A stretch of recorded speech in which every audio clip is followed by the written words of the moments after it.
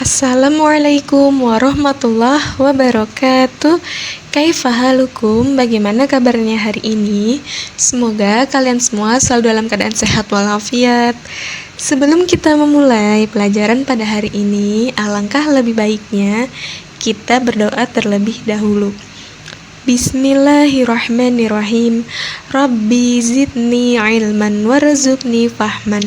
Ya Allah, tambahkanlah ilmuku dan petinggikanlah kecerdasanku. Amin. Pada hari ini materi kita adalah mubtada dan khobar. Tapi kali ini ada perbedaan pada mubtadanya. Masih ingat materi sebelumnya tentang mubtada khobar? Kalau yang sebelumnya mubtadanya adalah berbentuk isim atau kata benda. Nah, kalau yang sekarang mubtadanya berbentuk isim istifham. Apa itu isim istifham? Simak dan dengarkan baik-baik ya. Isim istifham itu artinya kata tanya. Kata tanya itu apa aja contohnya? Contohnya tuh seperti di mana. Di mana kan dalam bahasa Indonesia. Nah, kalau bahasa Arabnya berarti aina. Aina artinya di mana, kemudian man artinya siapa, madza artinya apa. Nah, di mana, siapa, dan apa adalah kata tanya. Langsung saja kita ke contohnya. Contoh yang pertama menggunakan kata tanya di mana atau aina. Ainal kitabu. Nah, aina di sini sebagai mubtada. Kenapa mubtada? Karena aina termasuk ke dalam contoh isim istifham atau termasuk ke dalam kata tanya. Ya.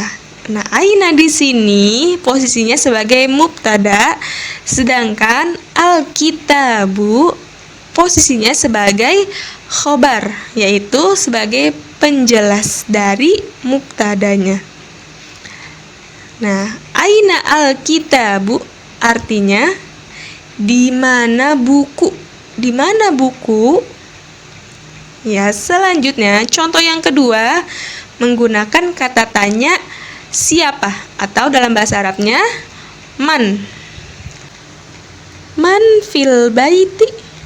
Man posisinya sebagai mubtada. Kenapa mubtada? Karena man itu artinya siapa. Nah, siapa itu merupakan kata tanya. Nah, makanya di sini man posisinya sebagai mubtada karena mubtadanya itu berupa kata tanya atau isim istifham. Fil baiti posisinya sebagai khobar atau penjelas dari mubtada.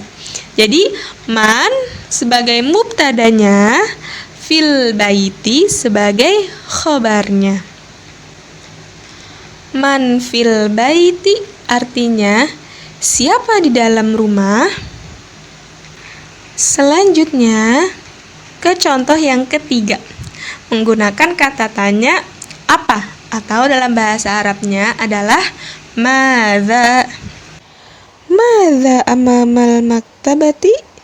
Madza posisinya sebagai mubtada. Kenapa mubtada? Ya, karena madza itu artinya apa. Apa merupakan kata tanya atau dalam bahasa Arabnya adalah isim istifham. Ya, karena dia isim istifham, makanya dia sebagai mubtada. Madza posisinya sebagai mubtada, amamal maktabati posisinya sebagai khobar. Madza amamal maktabati artinya apa apa di depan perpustakaan atau apa sih yang ada di depan perpustakaan? Ya,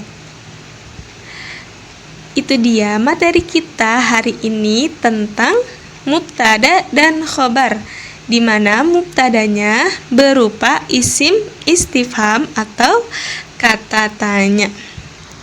Tugas selanjutnya, masing-masing dari kalian membuat contoh yang berkaitan tentang materi kita pada hari ini. Tadi sudah Ibu jelaskan ada 3 kata tanya. Yang pertama ada kata tanya di mana, dalam bahasa Arabnya aina. Yang kedua kata tanya siapa, dalam bahasa Arabnya man. Yang ketiga kata tanya apa, dalam bahasa Arabnya madza. Nah, dari masing-masing 3 kata tanya ini kalian membuat hanya satu saja contohnya. Kemudian jangan lupa diberi tanda di mana mubtada dan khobarnya. Dikasih tandanya ya, mana mubtada dan mana khobarnya. Tugas dikirim di classroom masing-masing. Cukup sekian materi kita pada hari ini. Wassalamualaikum warahmatullahi wabarakatuh.